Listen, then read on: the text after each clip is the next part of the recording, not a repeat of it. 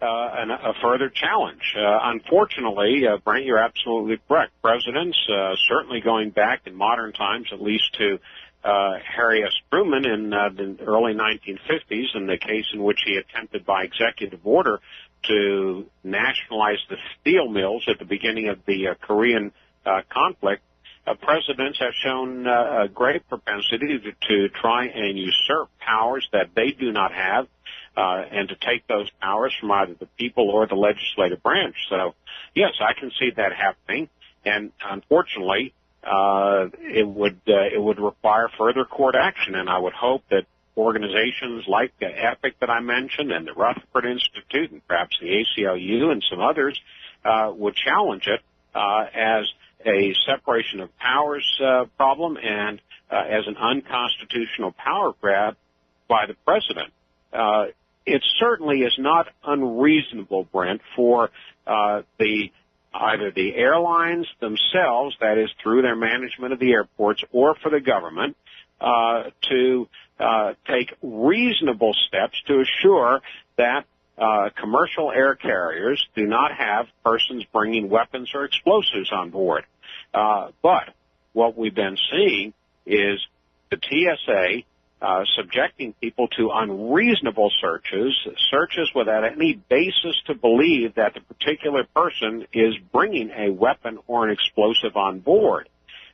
Very different from the explosives and metal detectors that are, I think most people, and I would concede, are a reasonable effort to protect the public. Beyond that, the government has to have an articulable suspicion that somebody is doing something wrong before they can subject them to a more intrusive search. One of the comments from the chat room is that these actions appear now going to other means of transportations. It seems like they're starting to, some of the bus stations and some of the train stations, they're starting to put these scanners out, and they're starting to impose these checks. Can you comment on any of that? I would not be at all surprised, Brent, to see that happening. We've seen it sporadically in the past. For example, after the Madrid train bombing back in, I think, 2005, or there was the bombing in the British subway system a couple of years later. Based on those, there were efforts made by the governments to start looking in people's bags and so forth before they get on trains or subways. So I can see very clearly this being a logical step by the government power advocates to extend TSA's power to subject people to searches for using other modes of transportation. Well, now, what do you have to say about there's some interesting developments that I've noticed over the last week or so. We have a couple of prosecutors in San Mateo and Santa Clara County, California, who have said they're going to be standing by tomorrow at San Francisco and San Jose International Airports, and if they see somebody working for the TSA who appears to grope, they will arrest him. There is, of course, the National Opt-Out Day protest that is loosely being organized, asking people to all of them say, I will not have the body scanner, and pretty much shut down the system. Me personally, I think that parents should tell their children to cry. I mean, really cry, because crying children are photo ops, and they'll end up on all of the mainstream media shows, and it'll. You're right about that. Drawing attention to what TSA is doing by people opting out is, that's fine. I think what you and I are saying, certainly what I'm saying, and what I hear you saying, is that the fundamental question is more important than simply what happens on a particular day. What the TSA is doing is constitutionally defective, constitutionally impermissible, and people ought to object to it on that basis. I think subjecting somebody to an intrusive, privacy invasive, demeaning hand search is improper as well, unless the government has an articulable reason to suspect that you've done something wrong. But I also agree that going through one of these nude body scanners has an additional problem, and that is the potential for a health hazard. Oh yeah. So what I urge people to do is to opt out of the full body naked body scanner. Now, if that then subjects them to the hand pat down, so-called pat down, I think that's improper, but at least you're not subjecting yourself to a health hazard. Well, what I'm hoping that these court cases will do and what Congress will do is stop this process of subjecting people without any reason to suspect they've done anything wrong to either of those modes of searching. Well, now, what do you think of the idea of prosecutors actually arresting TSA agents for groping?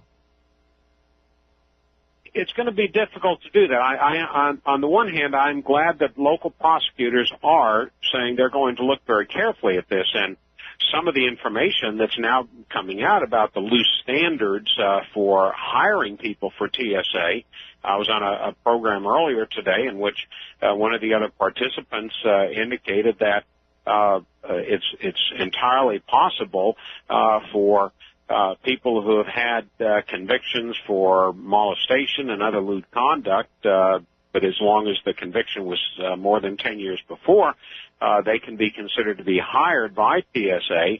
So in light of that and in light of some of what we've seen, I think it is very appropriate for local prosecutors to be involved to watch this stuff or to field complaints.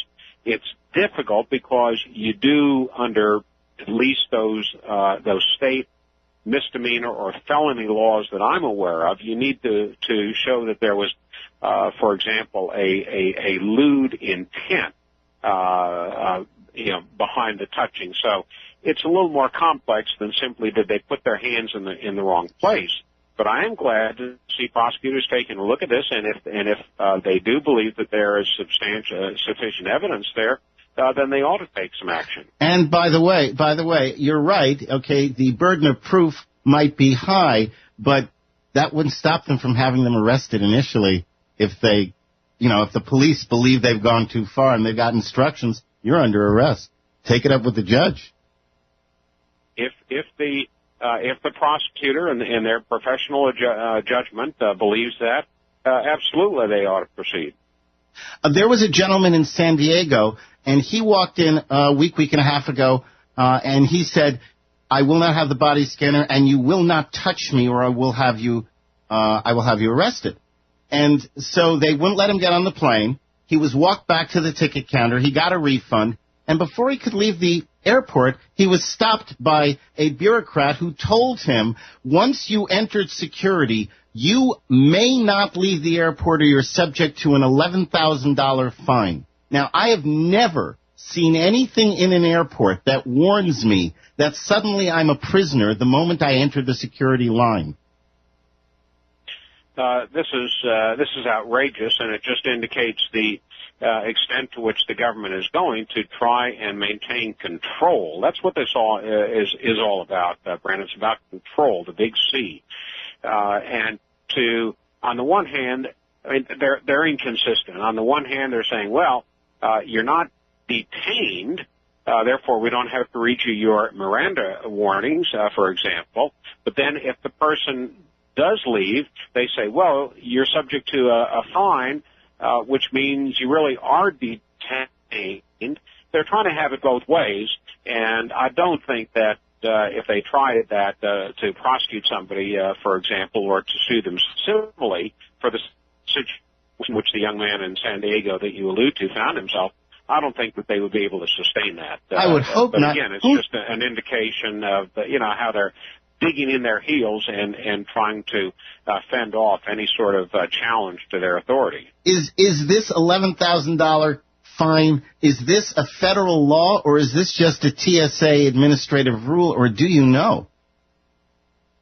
I haven't looked up the exact language of it, so I'll have to defer that question until we talk next time, because I was surprised when I saw that reported in the paper a few days ago as well. Okay, so when you were in Congress, in other words, you were not familiar with anything of this sort that would, that could be used that way. Well, there are a lot of things that, I don't recall. I don't ever recall seeing something like that. Yeah, that one really, I don't get surprised by a lot of this stuff, but that one definitely got my attention. Let me give you a website, folks. It's www.bobbar.org. Now, there's 3 B's in that website. Bob Bar, 3 B's and 2 R's. bobbar.org. And Bob, it's never enough time with you. I mean, you're always so interesting and so, so eloquent in your explanations, and I do appreciate it very, very much. And all of us appreciate you being out there acting on our behalf. Well, thank you, Brent. You always address the fundamentally important issues. I appreciate the opportunity to be on. We have one other website. We have a website, optoutalliance.org, optoutalliance.org, optoutalliance.org.